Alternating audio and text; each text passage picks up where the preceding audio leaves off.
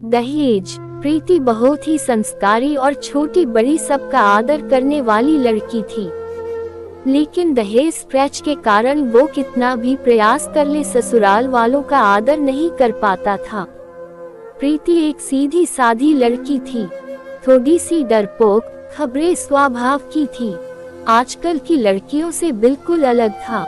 उनका मानना था धर्षण कि किसी पर भी अन्याय नहीं होना चाहिए और नहीं होना चाहिए। ऐसे स्वभाव की प्रीति जब शादी करने का विचार करती है तब उसका डरपोक स्वभाव की वजह से उसका रिश्ता टूट जाता है। एक लड़का जो अपने घर का लोगो पसंद करता है, लड़के की तरफ से भी प्रीति को पसंद कर लिया जाता है। लड़के को तनख्वाह बहुत कम होती है, लेकिन लड़के के घर के लोगों की अच्छी हालत होती है। पर वो लड़के के माता पिता प्रीति के पिता से कहते हैं कि हमें घर लेने के लिए थोड़े पैसे देने होंगे और बस हम दे देंगे। शादी के दोनों तरफ का खर्चा भी आपको करना होगा। ऐसी शर्त रखकर शादी पक्की करते हैं। प्रीति के सुख के लिए उसके पिता कर्ज लेने के लिए बहुत प्रयास करते हैं, लेकिन प्रीति की होने वाली सास की प्रीति को बार फोन आते हैं, बस शादी तय कर ली, बाकी की जो बात पक्की की थी उसका क्या। उनका हाथ होना चाहिए था। प्रीति और उसके पापा को आश्चर्य होता है कि ये सब करने के लिए इतने पीछे क्यों लगे हैं।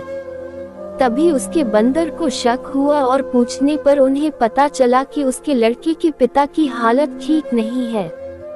हमने ऐसा सोचा था, वैसे तो कुछ भी नहीं है। लड़के वालों ने जो बायोडेटा बनवाया था वो झूठा था। लड़के को तो तनख्वाह है ही नहीं। लड़के के पिता जैसे तैसे काम करके घर का खर्चा चलाते थे।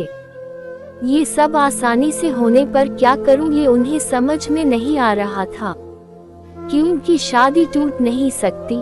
सगाई हो चुकी थी और अब शादी तोड़ी तो समाज में बदनामी होगी और फिर से लड़की की शादी नहीं होगी। इस डर से उन्होंने भी शादी तोड़ने का विचार मन से निकाल दिया और उस सकारात्मक बाजू को देखकर जैसे लड़का समझ रहा है तो वह जीवन में भाग दौड़ करके जीवन में अच्छा काम पा ही लेगा और लड़की को सुखी कर सकता है। प्रीति के पिता ने दोनों तरफ शादी का खर्च भी उठाया और लड़के के पिता को दहेज की रकम भी दी। शादी होने के बाद लड़के की समझ होने के कारण अच्छी नौकरी मिली। जब फ्लैट तय करने की बात आई तो प्रीति के ससुराल वालों ने उन्हें पूरी रकम देने के बजाय 20 लाख के बजाय 5 लाख ही दिए। खुद के पास से तो दूर उसके पिता ने पूरे पैसे भी उन्हें नहीं दिए और घर आने तक प्रीति के पिताजी ने दिए हुए मोज का भी खुद के पास रख दिया। ये सब बातें तो प्रीति को खटक रही थी।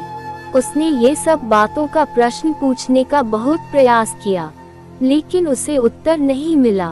प्रीति डरपोक जरूर थी, लेकिन अन्याय सहने वाली नहीं थी। उसने हर बार सवाल किया और जवाब का होश मिलने की जिद न होने के कारण उसे ससुराल वालों के लिए जरा सा भी आदर उसके मन में नहीं था।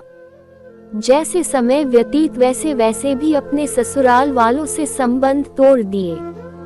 वह घर आता है तब वो थी उनसे अच्छे से बर्ताव करती है, लेकिन कभी भी मन से उनका कुछ भी काम नहीं करती थी।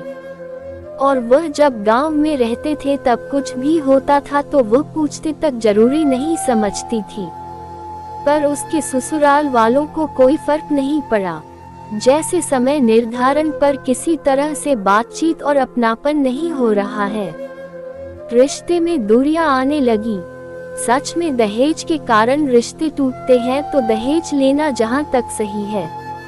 स्थिति तुम्हारी खराब है, इसलिए लड़कियों से पैसे लेना अच्छी बात है। लड़की के माँ बाप भी उसे सिखाते हैं, बड़े करते हैं और लड़की के घर जाकर अपने घर के लिए जीवन भर मेहनत करती है। उसके माँ बाप की उससे कोई भी शंका नहीं होती। ऐसे सभी विचार प्रीति के मन में हमेशा घर कर जाते थे।